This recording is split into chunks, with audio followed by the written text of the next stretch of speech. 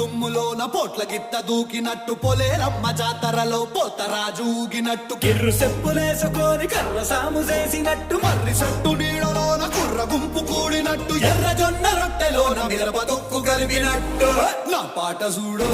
నా పాట చూడు నా పాట చూడు నాటు నాటు నాటు నాటు నాటు నాటు వీర నాటు